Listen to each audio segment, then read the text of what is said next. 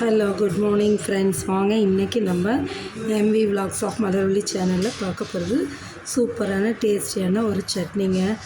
ஆமாம், கொத்தமல்லி சட்னிங்க. இந்த கொத்தமல்லி அவ்வளோ உடம்புக்கு நல்லதுங்க. இந்த கொத்தமல்லி இலையை வச்சு நம்ம நிறைய விதத்தில் சட்னி செய்யலாம். நான் என்னோடய ஸ்டைலில் ஒரு மெத்தட் செஞ்சு காமிச்சிருக்கேன். வாங்க வீடியோக்குள்ளே போகலாம். பாருங்கள், நல்லா ஃப்ரெஷ்ஷான கொத்தமல்லி தலையை கழுவி எடுத்து வச்சுருக்கேன் ஆஞ்சி. அதுக்கு ஒரு 4 பூண்டு பல், 5 சின்ன வெங்காயம், ஒரு தக்காளி, ஒரு துண்டு இஞ்சி, சின்னதாக 3 வரமிளகாய் எடுத்து வச்சுருக்கேங்க. இப்போ இதுக்கு 1 ஸ்பூன் கடலைப்பருப்பு, 1 ஸ்பூன் உளுத்தம்பருப்பு எடுத்திருக்கேன்.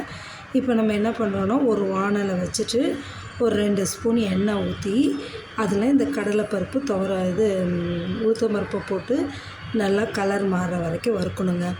கடலைப்பருப்பையும் போட்டு வறுத்துக்கணும், உளுத்தம்பருப்பையும் போட்டு வறுத்துக்கணுங்க. சிம்பிளான சட்னி தாங்க, ஆனால் அவ்வளோ ஹெல்த்திங்க.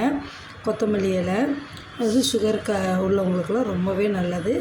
ப்ரெஷர் உள்ளவங்களுக்கும் ரொம்ப நல்லது. டெய்லியுமே எடுத்து சாப்பிட்லாம், அவ்வளோ நல்லதுங்க. பாருங்களேன், இப்போ இதில் நம்ம கலர் சேஞ்ச் ஆனதும் இந்த மிளகாயை போட்டுக்கோங்க, இஞ்சி போட்டுக்கோங்க, அந்த சின்ன வெங்காயம் பூண்டு வச்சுருக்கோம் இல்லைங்களா, அதையும் போட்டுக்கோங்க. போட்டு நல்லா வதக்கி எடுங்க. இதோட தக்காளி ஒன்று நான் எடுத்து வச்சுருக்கேன், அந்த தக்காளியை போட்டுக்கோங்க. தக்காளி நான் முழுசாக தான் போடுறேங்க. நறுக்கி போடும்போது அது ஒரு டேஸ்ட்டாக இருக்கும், முழுசாக போடும்போது அது ஒரு டேஸ்ட்டாக இருக்கும். நான் இன்றைக்கி முழுசாக தான் போட்டிருக்கேங்க. இதை வதக்கிக்கிட்டே கலர் சேஞ்ச் ஆகிட்டு பாருங்கள். இப்போ நம்ம கழுவி வச்சுருக்க கொத்தமல்லி இலை எல்லாத்தையும் போட்டுடலாங்க. தண்ணியெல்லாம் வடித்து தானே வச்சுருக்கோம், அதையும் போட்டு வதக்குங்க. ரொம்ப வதக்காதீங்க, ஜஸ்ட் ஒரு 1 மினிட் மட்டும் அப்படியே பெரட்டி விட்டு எடுங்க. பெரட்டி விட்டு எடுத்து நல்லா ஆற வச்சு இந்த சட்னிக்கு தேவையான அளவு உப்பு போட்டுக்கணுங்க.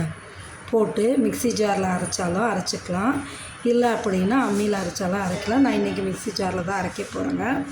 அப்படியே நைஸாக அரைச்சி எடுத்துட்டோன்னு வைங்களேன், அவ்வளோ டேஸ்ட்டாக இருக்குங்க, சூப்பராக இருக்கும். இன்னும் 2 இட்லி தோசை சேர்த்து சாப்பிட்லான்னு இருக்குங்க, அவ்வளோ நல்லாயிருக்கும். மறக்காமல் நீங்களும் ட்ரை பண்ணி பாருங்கள். இந்த அளவு வதங்கினா போதுங்க, ரொம்ப வதக்க வேண்டியதில்லை, சரிங்களா? இது நல்லா ஆற வச்சுட்டு அதுக்கப்புறமா நம்ம மிக்ஸி ஜாரில் போட்டு அரைச்சிடலாங்க. தேவையான அளவு உப்பு போட்டு அரைச்சிருங்க.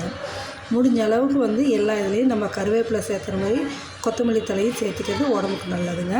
இப்போ பாருங்கள், நான் மிக்ஸி ஜாரில் போட்டு உப்பு போட்டுட்டேங்க, அரைச்சி எடுத்தாச்சு. இப்போ இதுக்கு ஒரு சின்ன தாளிப்பு கொடுத்துர்லாங்க. 1 ஸ்பூன் எண்ணெய் ஊற்றி கொஞ்சோண்டு கடுகு போட்டுட்டு ஒரு சின்ன மிளகாய் ஒன்று வரமிளகாய் கிள்ளி போட்டுக்கலாங்க.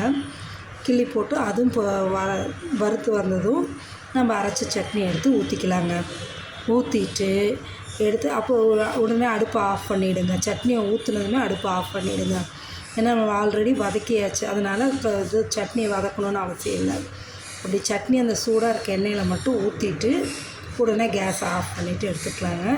சூப்பரான கொத்தமல்லி சட்னிங்க. இட்லிக்கு தோசைக்கெல்லாம் அவ்வளோ நல்லாயிருக்கும். இதே நீங்கள் கெட்டியாக அரைச்சி எடுத்துட்டிங்கன்னா துவையலாக இருக்குங்க. சாதத்துக்கு சைட் டிஷ்ஷாக வச்சு தொட்டு சாப்பிட்லாம், துவையலாக இருக்குங்க. சரிங்களா? பாருங்கள், என்ன கலர்ஃபுல்லாக இருக்குது, எவ்வளோ இதாக இருக்குது பார்த்திங்களா? இதே மாதிரி நீங்களும் செஞ்சு சாப்பிட்டு பார்த்துட்டு எப்படி இருக்குன்னு சொல்லுங்கள். மறக்காமல் நம்ம சேனலை சப்ஸ்கிரைப் பண்ணுங்கள், லைக் பண்ணுங்கள், ஷேர் பண்ணுங்கள்.